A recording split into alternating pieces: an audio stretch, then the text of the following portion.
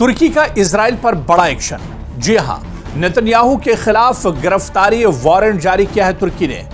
रजब Tayyip Erdogan का बहुत बड़ा एक्शन, क्योंकि रजब तैयब एर्दोगान इजराइल को लेकर काफी नाराज हैं और खासतौर से रजब तैयब एर्दोगान और तुर्की की नाराजगी इजराइल से है। वही इजराइल जो मशरिक़ वुस्ता में लगातार कत्ल गारतगरी कर रहा है, लगातार जुल्म कर रहा है, गजा पर उसके लगातार हमले जारी हैं। ऐसे में तुर्की ने अब इजराइल पर बड़ा एक्शन लिया है।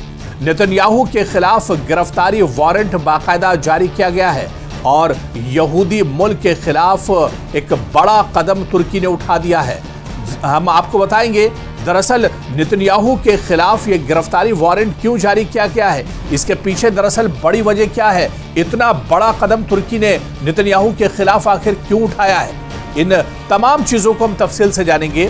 दरअसल तुर्की ने इजरायली वज़ीर-ए-आज़म बेंयामिन नेतन्याहू और दीगर आला इजरायली हुकाम के खिलाफ गजा में नस्लकुशी यानी जेनोसाइड के इल्जाम में गिरफ्तारी वारंट जारी किया है। आप देखिए कि तुर्की ने सिर्फ बेंयामिन नेतन्याहू नहीं, बल्कि बेंयामिन नेतन्याहू के साथ जितने भी ऐसे लोग जो एक तरह से जिन्होंने जुल्म किया है, जो कसूरवार हैं, जिन्हें तुर्की कसूरवार मानती है, जिन्होंने गजा पर कत्लेआम किया है, जिन्होंने गजा में खून की नदियां बहा दी हैं, जिन्होंने गजा पर बारूद के ढेर एक तरह से उंडेल दिए हैं, और ऐसे ही जितने भी गुनहगार हैं उन सब के खिलाफ तुर्की ने वारंट जारी कर दिया है। इसमें बेंयामिन नेतन्याहू के साथ और कौन कौन से चेहरे हैं? दरअसल इसमें बेंयामिन नेतन्याहू के अलावा बेंयामिन नेतन्याहू के सरकार में, बेंयामिन नेतन्याहू की कैबिनेट में कई ऐसे बड़े नाम हैं जिनके खिलाफ तुर्की ने वारंट जारी किया है। तुर्की ने इजरायली वज़ीर-ए-आज़म बेंयामिन नेतन्याहू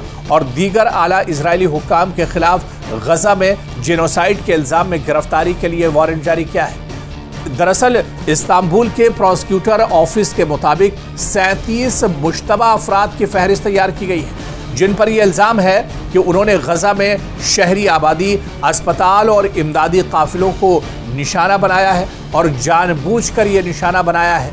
इनमें आपको बताते चलें कि बेंयामिन नेतन्याहू तो शामिल हैं जिन पर गिरफ्तारी वारंट जारी किया गया है। इसके अलावा इजरायली वजीर दिफा इजराइल कॉटेज, कौमी सलामती के वजीर एतमार बिन गोयर, इजरायली फौज के सरबराह लेफ्टिनेंट जनरल एआर जामेर, ये मुकम्मल दरअसल ये बड़े बड़े नाम हैं जो तुर्की की लिस्ट में, तुर्की की फहरिस्त में शामिल हैं, जिनके खिलाफ गिरफ्तारी वारंट एक तरह से जारी किया है तुर्की ने। आप देखिए कि दरअसल जो इल्ज़ामात हैं वो बहुत भयानक है।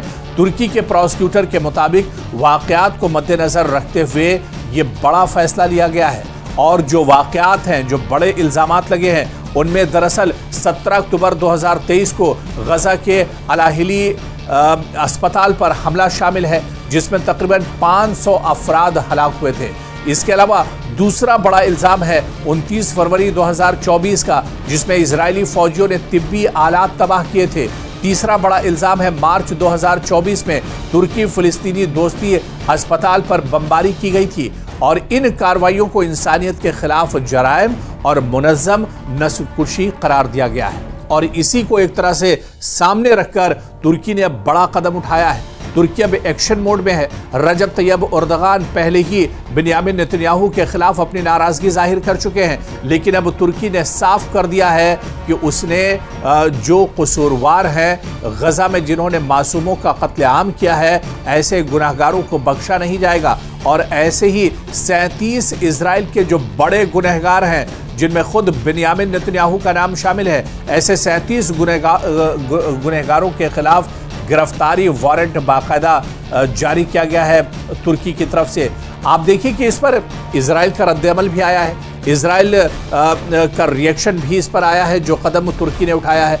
इजराइल ने तुर्की के इस कदम को दरअसल पॉलिटिकल स्टंट यानी सियासी ड्रामा कहा है। इजरायली वजीर खारजा गिदोन सायर ने सोशल मीडिया पर कहा है कि इजराइल एर्दोगान के इस पीआर स्टंट को सख्ती से मुस्तरद करता है और उन्होंने कहा कि इजराइल इस तरह की धमकियों से डरने वाला नहीं है। दूसरी तरफ आप देखिए कि फ़िलिस्तीनी और हमास जो तंजीम है उसका रद्द-ए-अमल भी इस पर आया है। फ़िलिस्तीनी तंजीम हमास ने तुर्की के इक़दाम का खैर मक़दम किया है और हमास ने कहा है कि ये कदम जो तुर्की ने उठाया है बहुत सही है और तुर्की का ये कदम इस वजह से भी सही है क्योंकि इज़राइल ने बड़े पैमाने पर नस्लकुशी की है गज़ा के अंदर बड़े पैमाने पर तबाही मचाई है। पूरा का पूरा गज़ा एक तरह से तबाह बर्बाद और नेस्तो नाबूद इज़राइल ने कर दिया है और इसके लिए जो सबसे बड़े गुनहगार हैं उनके खिलाफ कार्रवाई होनी चाहिए और यही वजह है कि हमास ने तुर्की के इस कदम का खैर मक़दम किया है और वेलकम किया है। ये दरअसल तुर्की के अवाम और क़यादत की इंसाफ और इंसानियत के उसूलों के साथ वाबस्तगी का सबूत है, ये मानना है हमास का। तो वहीं पर बैनुल-अक़वामी जो पस मंज़र है अगर उस पर नज़र दौड़ा जाए तो इससे पहले बैनुल-अक़वामी फ़ौजदारी अदालत यानी ICC ने भी नेतन्याहू और इनके उस वक्त के वज़ीर दिफा योआव गैलेंट के खिलाफ जंगी जराइम के इल्ज़ाम में गिरफ्तारी के वारंट जारी किए थे।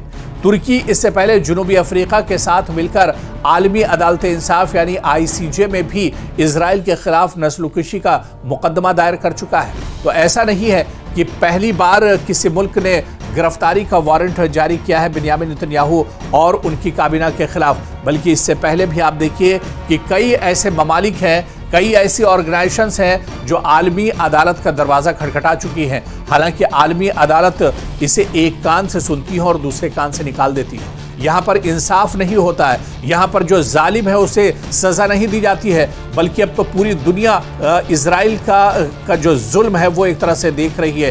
किस तरह से मासूमों का कत्लेआम गज़ा के अंदर किया गया है, पूरा का पूरा गज़ा एक तरह से तबाह बर्बाद कर दिया गया है, नेस्तो नाबूद कर दिया गया है और लाखों की जो आबादी है वो एक तरह से आप देखिए कि तबाह बर्बाद हो गई है।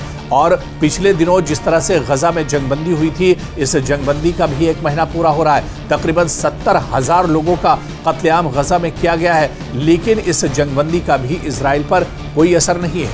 और वहीं पर आप देखिए कि गज़ा और वेस्ट बैंक की सूरत हाल अभी भी एक तरह से उसी तरह से बनी हुई है। अब तक तकरीबन 69,000 फ़िलिस्तीनियों का कत्ल किया गया है।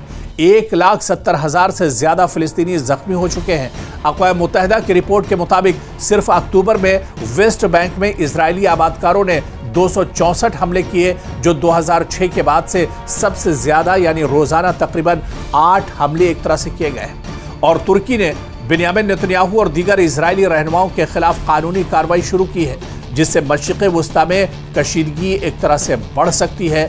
इजराइल इस कदम को सियासी करार दे रहा है, जबकि हमास और कई मुस्लिम ममालिक तुर्की की तारीफ कर रहे हैं। तो एक तरह से तुर्की ने यह काफ़ी बड़ा कदम उठाया है और ये कदम इजराइल के लिए बड़ा झटका माना जा रहा है। इससे पहले हालांकि कई और मुल्कों ने यह आवाज़ उठाई है, लेकिन यूरोप के अंदर या फिर मशरिक़ वस्ता में या इस्लामी ममालिक में अगर ख़ास तौर से बात की जाए कि जो हैसियत तुर्की की है, रजब तैयब एर्दोगान की है, इसे सभी जानते हैं क्योंकि तुर्की नेटो का जो ग्रुप है, जो समूह है, उसका भी मेंबर है। ऐसे में अगर तुर्की की तरफ से कोई बयान दिया जाता है तो उस बयान की अहमियत काफ़ी ज़्यादा होती है और यही वजह है कि इजराइल भी इस बयान को हल्के में नहीं ले रहा है। और अगर यही तेवर तुर्की के आने वाले दिन भी कायम रहते हैं, बने रहते हैं, तो मशरिक़ वस्ता में एक बार फिर से हालात कशीदा हो सकते हैं। इजराइल की, बेंयामिन नेतन्याहू की और उनके काबीना की आने वाले दिनों मुश्किलें और ज़्यादा बढ़ सकती हैं।